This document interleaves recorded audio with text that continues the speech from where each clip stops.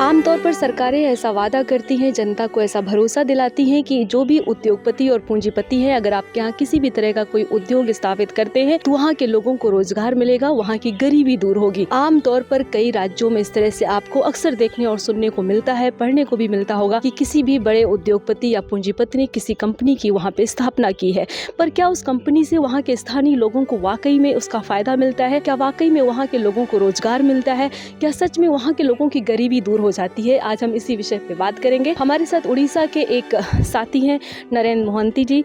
Sir, आपका बहुत बहुत स्वागत है हमारे साक्षात्कार में। हम अपने साथियों को बताना चाहते हैं कि अभी हाल ही में उड़ीसा के ढिकिया में पिछले 1 साल से एक जिंदल समूह है जो वहाँ पे कंपनी स्थापित करने की कोशिश में जुटा हुआ है। इस कंपनी के स्थापित होने से वहाँ पे करीब 10,500 से ज्यादा लोगों के जीविका पे सीधे तौर पे असर पड़ेगा। वहाँ पे रहने वाले 80% लोग भूमिहीन हैं, जो वहाँ पे जमीनें हैं, पान और मछली और धान की खेती पे उनका पूरा जीवन आश्रित है। यहाँ के लोग इस कंपनी का विरोध कर रहे हैं। उनका ऐसा कहना है कि अगर ये कंपनी यहाँ पे स्थापित हो गई तो हमारी जो रोजी रोटी है वो छिन जाएगी। इस आंदोलन के विरोध के लिए वहाँ की महिलाएं बड़ी संख्या में आगे आई हैं। महिलाओं ने इस आंदोलन को शुरू किया था और इस महिलाएं ही इस आंदोलन को आगे लेके जा रही हैं। सर, हम आपसे जानना चाहेंगे कि आप इस आंदोलन में सीधे तौर पे जुड़े रहे हैं, तो इस कंपनी के स्थापित होने से वहाँ के लोगों के जीवन पे किस तरह का असर पड़ेगा? वहाँ के लोग क्यों इतना चिंतित और भयभीत हैं? आपने बोला रोजी रोटी छीन जाएगा, लेकिन अभी तक लगभग 8 महीना हो गया उनका रोजी रोटी छीन लिया। 2005 से जब ढिकिया चारिदेश का लोग, जगतसिंहपुर जिला का जो ढिकिया का लोग, उन चारिदेश जब पुस्को कंपनी के खिलाफ में आवाज़ उठाया, लगभग 10 साल लड़ाई किया, फिर पुस्को ने उस जो प्रोजेक्ट्स में उभर गई वहाँ से वापस चला। फिर 2017 में जब उड़ीसा सरकार जो जोर ज़बरदस्त जोर जुल्म से ज़मीन अधिग्रहण किया, लगभग 27,700 एकड़ का ज़मीन, उनके साथ और 800 एकड़ का ज़मीन अधिग्रहण करने के लिए वो जिंदल को सौंपने के लिए घोषणा किया।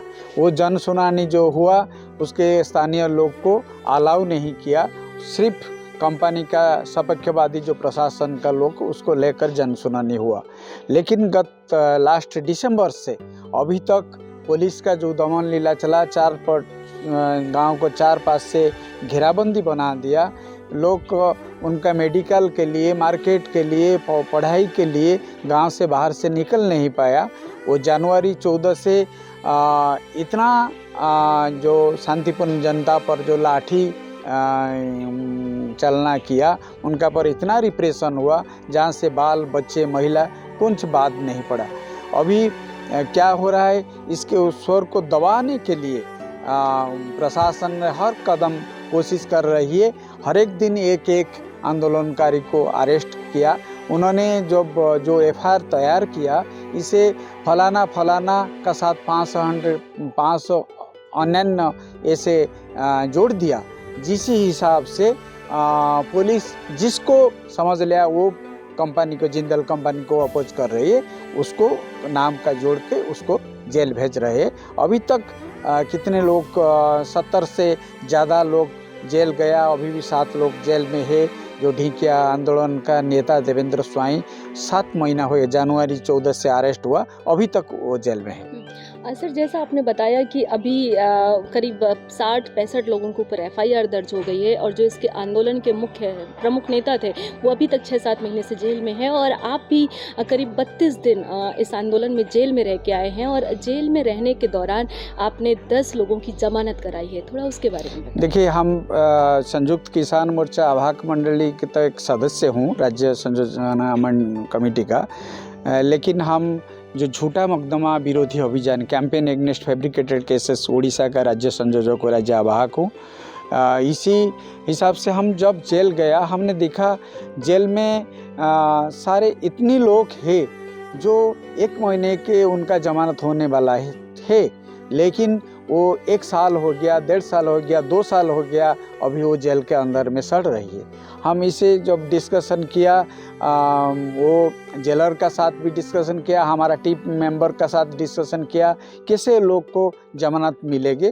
इसलिए हमारा टीम कोशिश किया, क्योंकि जब एक पंजूरी से चिड़िया बाहर से निकलेंगे, जो उनका जो बीच में जो आनंद पैदा होगा, हमने सोचा हम तो एक मोमेंट को सॉलिडारिटी देने के लिए, जो ढिंकिया मोमेंट को सॉलिडारिटी देने के नाते हमको जेल जाना पड़ा, लेकिन हमको ऐसे एक मौका मिला जेल में, जो अन्य छोटो मोटो अभियोग में जो जेल में कुछ लोग ऐसे थे, 1 महीने में वो उनको निकलाना था, जमानत मिलना था, लेकिन नहीं मिल पाया। उसके लिए हमने कोशिश किया, हमारा टीम जो झूठा मुकदमा विरोधी अभियान टीम ने कोशिश किया, इस बीच में हम 12 लोग को जमानत देने के लिए सक्षम हुआ। सर, अभी जेल में कितने लोग बंद होंगे लगभग, और जेल में किस तरह से क्या कुछ जो भी बंद जिन साथ में वो किया जा रहा है, उनके साथ किस तरह का व्यवहार किया जा रहा है? देखिए, हम एक समय में बात करेंगे जब उड़ीसा में स्टेट रिप्रेशन ज़्यादा हुआ, जब माओइस्ट एक्टिविटीज़ को दमन करने के लिए उड़ीसा में जो जल जमीन जंगल को बचाने के लिए जो अभियान चला, उस आंदोलन को सरकार माओइस्ट के साथ जोड़ दिया। 2006-07 में लगभग 700 लोग जेल में थे, जहां से 90% आदिवासी और दलित का लोग है। अभी जब हमने कोशिश किया, सारा उड़ीसा का तमाम साथी मिलकर जब कोशिश किया, अभी लगभग 100 ऐसे लोग जेल में है जो जन आंदोलन के साथ जुड़ा है, जो अपना जीवन जीविका सवाल पर सरकार का विकास नीति को प्रश्न कर रही है। सरकार का जो विकास नीति, वो विकास नीति नहीं है, विनाश नीति। वो जल जमीन जंगल को लेकर उनको विस्थापित करके ये जो विकास कर रहे हैं, उनके खिलाफ में जो आवाज़ उठा रही है, जन आंदोलन से लेकर अभी इस लोग के कैसे उनका जमानत मिलेगा, किसे उनको आइनगत और गणतांत्रिक सुरक्षा मिलेगी, इसीलिए हम काम कर रहे हैं।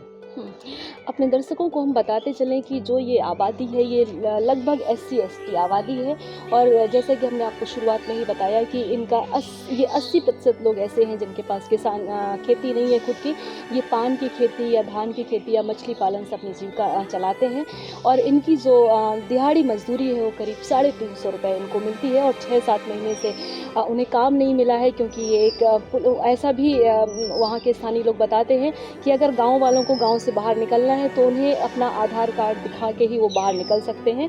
अभी कंपनी स्थापित नहीं हुई है, 6-7 महीने से वहाँ के लोग इसका दंश झेल रहे हैं। सर, हमारा बस आपसे एक आखिरी सवाल है कि क्या जिन महिलाओं ने जन आंदोलन की शुरुआत की थी, जो इसे आगे लेके जा पा रही है, क्या ये किसी एक निर्णय पे पहुँच पाएंगी? आपको क्या स्थिति नज़र आ रही है? देखिए, अभी तो वो एक उड़ीसा सरकार, सिर्फ उड़ीसा सरकार नहीं, उड़ीसा सरकार पीछे केंद्र सरकार जो NDA का सरकार है, मिलजुल कर ये आंदोलन को दबाने के लिए सिर्फ ढिंकिया नहीं है, वो कोरापुट में माली पर्वत के खिलाफ में जो आदिवासी का आंदोलन हो, सुंदरगढ़ में जो खनी खनन के खिलाफ में जो आंदोलन हो, सारा उड़ीसा में जहाँ जहाँ पर वो जल जमीन जंगल और जीवन जीविका सवाल लेकर जो आंदोलन हो रहा है, वो ढिंकिया का मॉडल को अपना रही है। वो क्या कर रहे हैं, जो एक्टिविस्ट लोग, जो मानवाधिकार कर्मी हो, जो बुद्धिजीवी हो, जो फैक्ट फाइंडिंग टीम बाहर से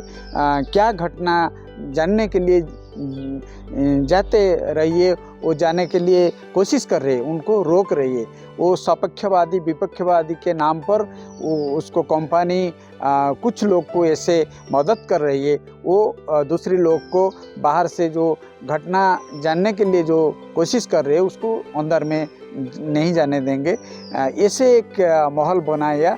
फिर भी हमको उम्मीद है, जो आंदोलन में आज महिला युवा जो लोग हैं, उनका जो जीवन जीविका पर जितना बड़ा हमला हो रहा है, वो कुछ दिन के लिए उसको सप्रेस कर सकते, लेकिन चिरदिन सब दिन उनको वॉइस को वो सप्रेस नहीं कर पाएंगे। वो जनता का जीत जरूर होगा, ये उम्मीद के साथ हम उनके डेमोक्रेटिक मूवमेंट को सपोर्ट कर रहे हैं। जी। सर आपका बहुत बहुत शुक्रिया हमारे साथ जुड़ने के लिए और अपना कीमती समय देने के लिए। साथियों, ये सिर्फ उड़ीसा के ढिकिया की बात नहीं है। अगर आप छत्तीसगढ़ के आंदोलनों पे नज़र डालें, अगर आप झारखंड में नज़र डालें, अगर आप देश के बाकी हिस्सों में जहाँ पे खासकर इस तरह की जो पूंजीपति हैं, जो उद्योग स्थापित कर रहे हैं, लोगों को रोजगार का भरोसा दिला रहे हैं, वहाँ के जो आम जनमानस है उनकी कहानी ढिकिया के लोगों से मिलती जुलती है। और कई आंदोलनों को कवरेज के लिए आप हमारे साथ जुड़े रहें। धन्यवाद।